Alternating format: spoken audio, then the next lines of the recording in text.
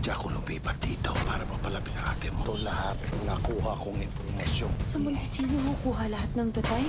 Naalala ni Mercedes noong araw na nasa ampunan siya kung saan may event sila kasama ang mga bata.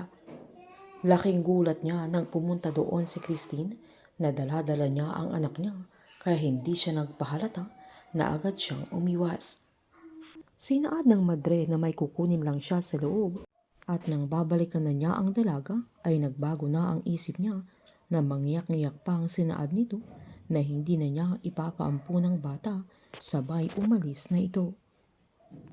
Sinundan naman sila ni Mercedes hanggang sa apartment niya at nang pagbuksan nito ni Christine ay agad niyang sinaktan dahil pumatol siya sa may asawa.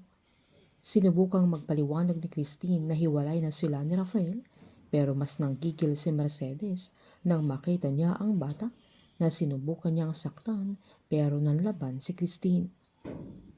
Mas lalo namang natulala si Mercedes nang sabihin ni Rafael sa harap ng mga staff niya na may parusa ang sinumang mananakit sa isang bata at responsibilidad ng isang magulang na protektahan ang kanilang mga anak.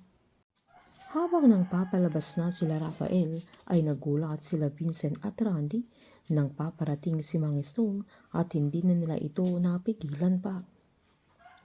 Sinumbat ni Mang Estong na ang advocacy ni Rafael ay ang karapatan ng mga bata na lalabanan nila ang child abuse at ang sinumang namamantala na sinumbat niyang ginawa nila yun kay Moises na inabuso nila ito sabay giniit pa niyang sila ang sumira sa buhay ng binata kaya hindi na makasagot pa si Rafael. Habang naglakas loob si Moises na puntahan ang isang event ng Gamma Sigma na todo ang ingat nito dahil baka may makakita sa kanya. Habang relax naman sila Justine sa sandaling yun na wala silang kalamalam na nasa paligid na nila si Moises, habang si Professor Benedict naman ang nanguna sa program kung saan feeling boss naman si Tyrone na pinomote ni Justine dahil sa ginawa niya kay Moises. In-encourage ni Prof. Benedict ang mga members ng GSX na kailangan nilang i-treasure ang lahat ng opportunities na ibibigay nila sa kanila at bilang panimula ay tinawag niya si Justine para sa opening remarks bilang presidente ng frat nila. Nagpasalamat si Justine sa suporta ng GSX dahil tagumpay na naman ang event nila kung saan nagbukas sila ng programa para sa mga gustong mag-part-time na mga ka-member nila para matulungan sila sa mga kailangan nila para makapagtapos sa kanilang pag-aaral.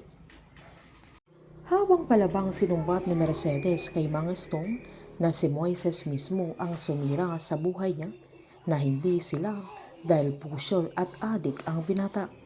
Giniit ni Mang Estong kay Rafael na tatay din siya katulad niya, sabay sinaad niyang kung siya ang tatay ni Moises ay anong gagawin niya na kinagulat ni Mercedes dahil alam niyang totoo ang sinabi ni Mang Estong kaya napalunok pa ito lalo na nang tanungin ni Mang Estong si Rafael kung hindi ba niya ilalaban kung sakali si Moises.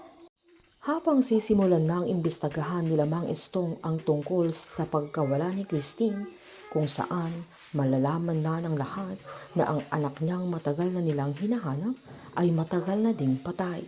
Painit ng painit ang mga tagpo, sabay-sabay po nating subaybayan ang advance episode ng Pamilya Sagrado dito lamang po sa aking channel. Patuloy lamang po manood at mag-subscribe para ma-update po kayo sa mga susunod na episode. Marami po salamat.